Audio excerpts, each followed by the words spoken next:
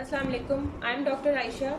Today we will be talking about the bony features and attachments of atypical ribs. In my previous lecture, I told you about the bony features and attachments of typical ribs. Before starting the atypical ribs, I would give you a brief review about my previous lecture. We classify ribs as typical and atypical ribs. Typical ribs range from 3rd to 9th ribs, while atypical ribs are 1st, 2nd, 10th, 11th and 12th ribs.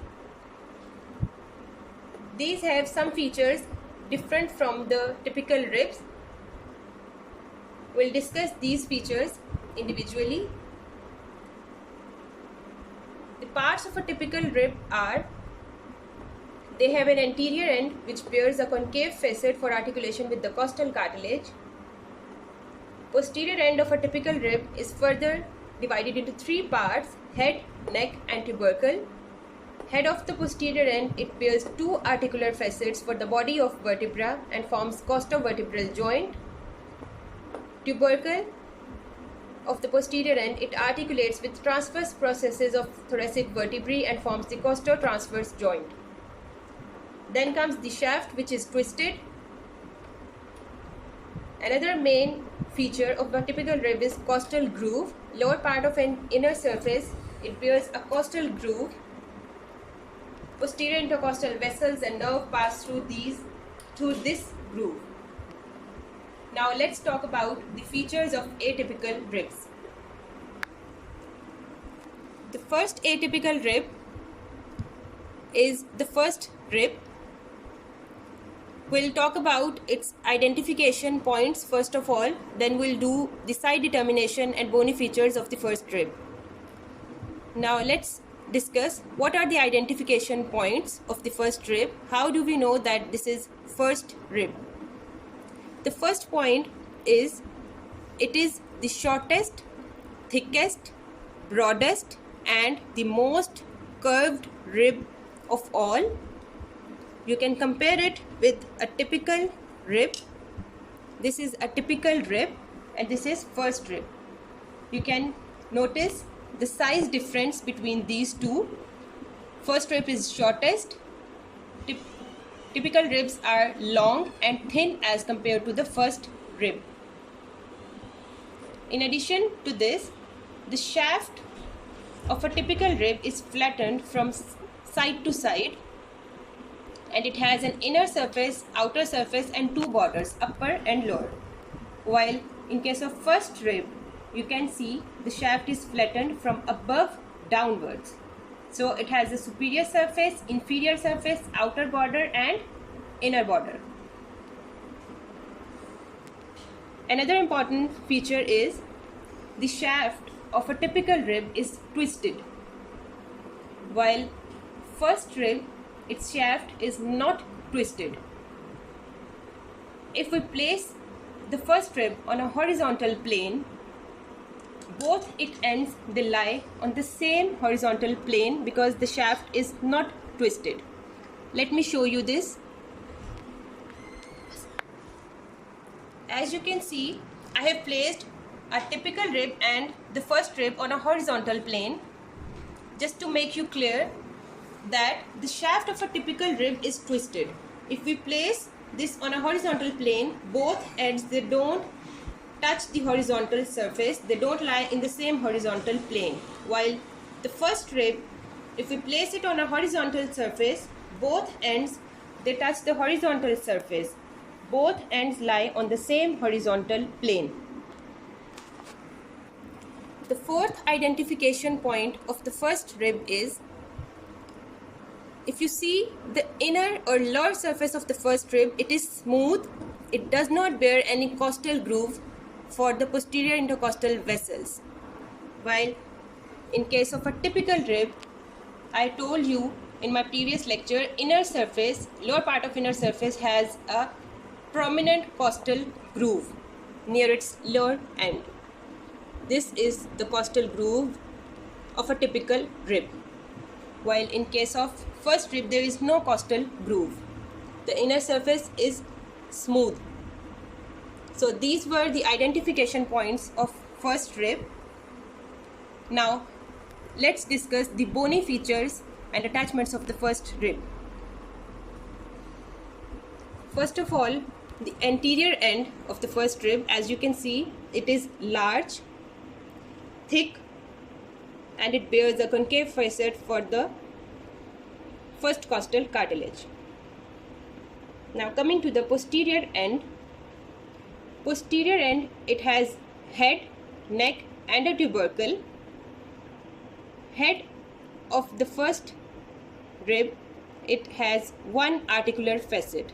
You can see it has only one facet for articulation with the first thoracic vertebra. It does not have two facets like all other typical ribs. It just has one facet. Now coming to the neck, this constricted part is the neck. The neck is directed backwards, laterally and upwards.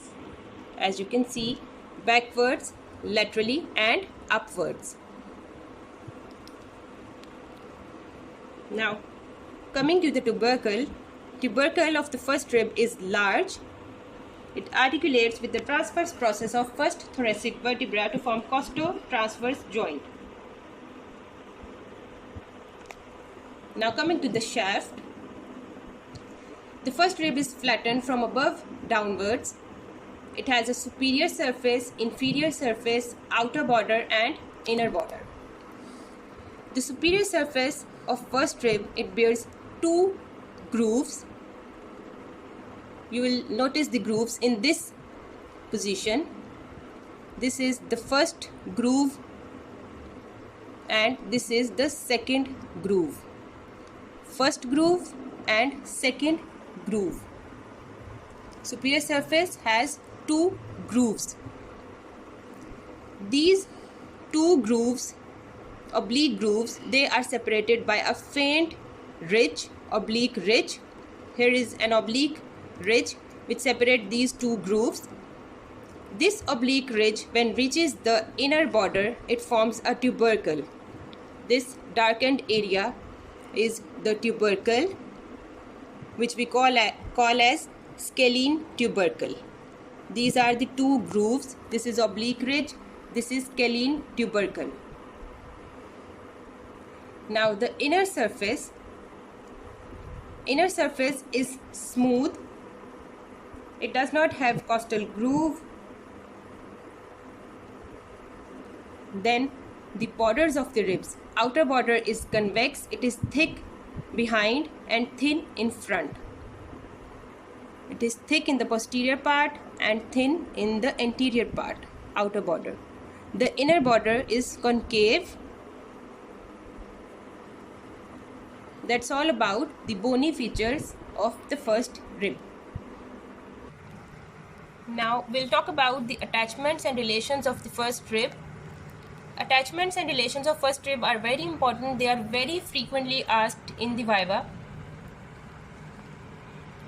We'll start with the posterior end. This is posterior end which bears head, neck and tubercle. This is anterior end of the first rib. This is costal cartilage and this is shaft, superior surface of the shaft. So we'll start with the posterior end. The neck of the first rib, it is related on its anterior end to the sympathetic chain, starting from the medial to the lateral side. This is the medial, this is the lateral side. We'll start from the medial to lateral side. The first structure related to the anterior surface of the neck is sympathetic chain. Then comes the posterior intercostal vein, superior intercostal artery, and the ventral ramus of first thoracic nerve. This is the ventral ramus of first thoracic nerve. Superiorly, the neck is related to the deep cervical vessels and 8th cervical nerve. This is the ventral ramus of 8th cervical nerve.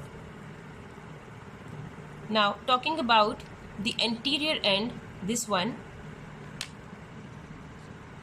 Anterior end, it gives origin or provides attachment to the subclavius muscle on its anterior superior surface of anterior end, it gives origin to the subclavius muscle. Just posterior to this muscle, there is attachment of costoclavicular ligament. Now, the two oblique grooves on the superior surface, anterior groove on the superior surface, it lodges the subclavian vein, and the posterior groove, it lodges the subclavian artery and lower trunk of brachial plexus. Anterior groove has subclavian vein, posterior groove on the superior surface, it lodges subclavian artery. The scalene tubercle, which lies between these two grooves, as I told you previously, it provides attachment to the scalenus anterior muscle. These are all muscles of the neck. We'll talk about these muscles in the head and neck. You just need to know their names and attachment for now. Then we have insertion of the scalenus medius on the elongated rough area just behind the groove for subclavian artery. This is the groove for subclavian artery. Just behind this groove we have insertion of the scalenus medius muscle. This is the outer border of the rib. The outer border of the rib, it gives origin to external intercostal muscle and the upper part of first digitation of serratus anterior just behind the groove for subclavian artery. At this point, this is the origin point of first digitation of serratus anterior muscle.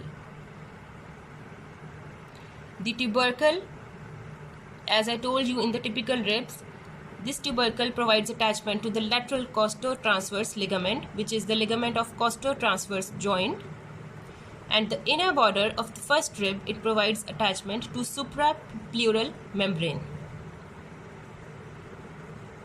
That's all about attachments of the first rib. Now we'll talk about the bony features and attachments of second rib.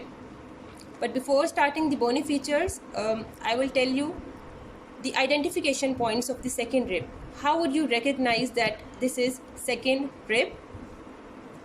It has all the features similar to a typical rib. It has just two distinguishing points. It has head which bears two facets for articulation with the vertebra. This is superior facet, this is inferior facet. It bears two facets. It has a neck, it has a tubercle which has a medial articular part and lateral non-articular part. It has a shaft and anterior end.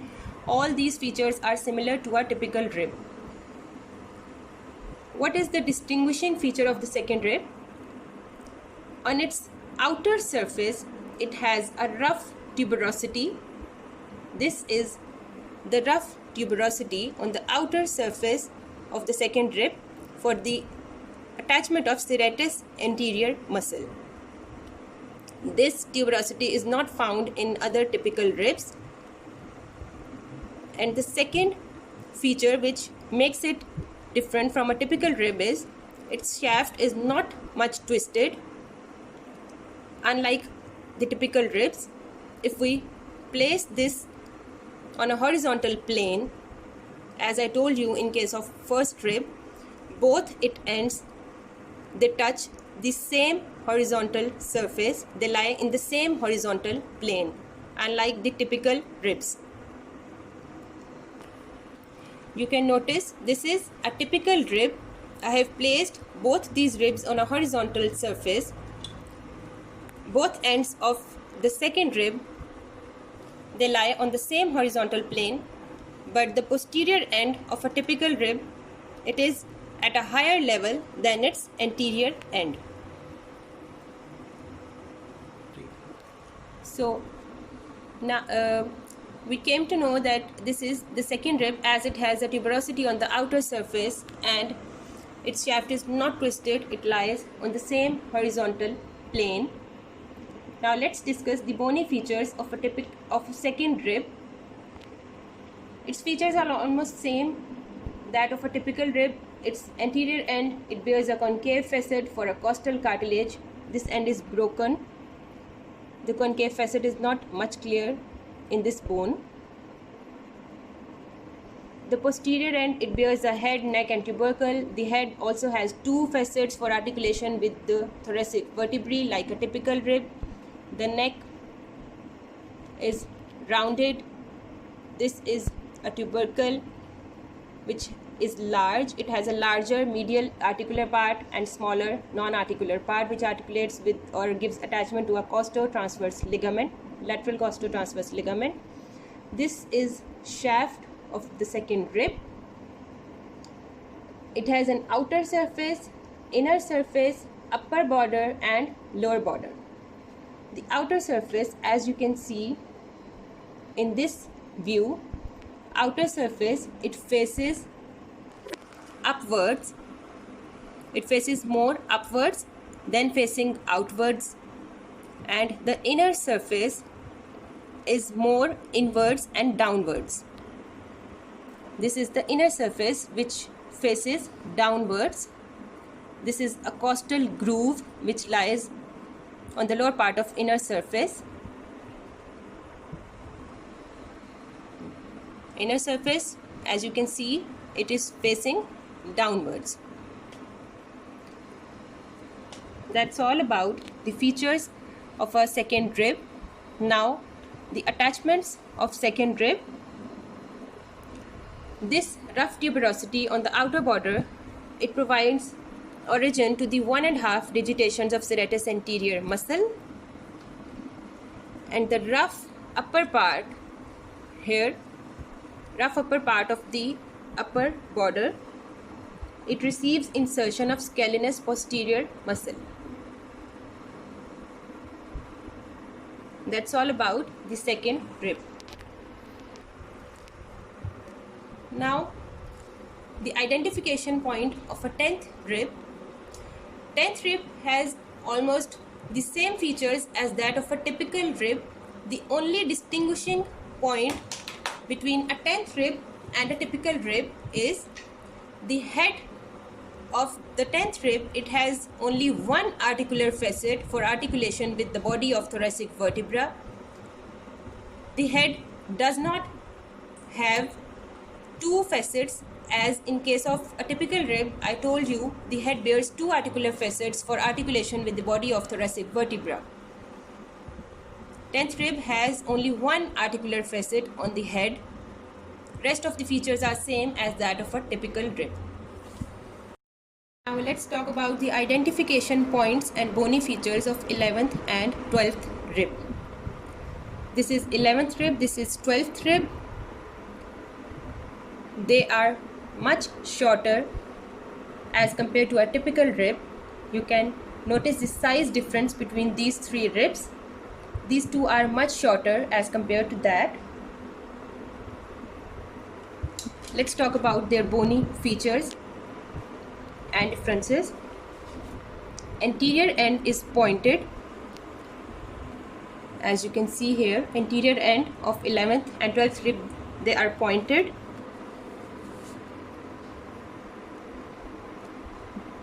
The neck and tubercle is absent in these two ribs. They don't have any neck and tubercle. The posterior end only has the head. As you can see here, there is no neck and tubercle in these two ribs. Another distinguishing feature of these ribs are the head of these two.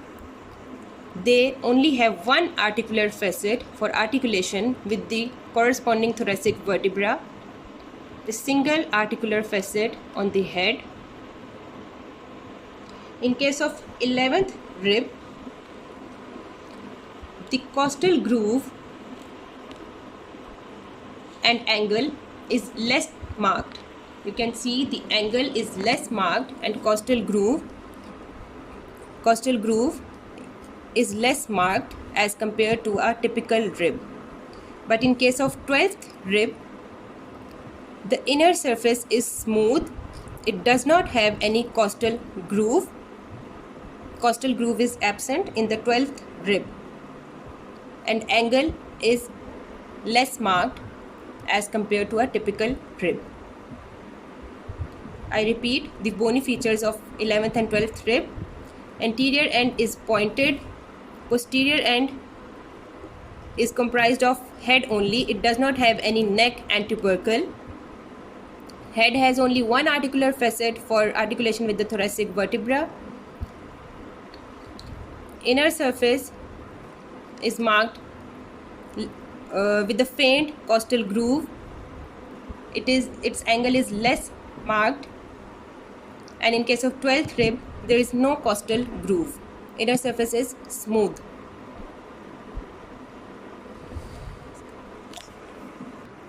Now let's compare all the 5 ribs together.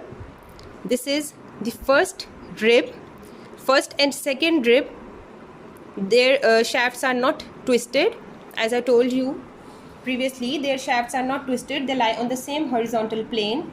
But the typical rib, both its ends, they don't lie in the same horizontal plane. Its posterior end is at a higher level.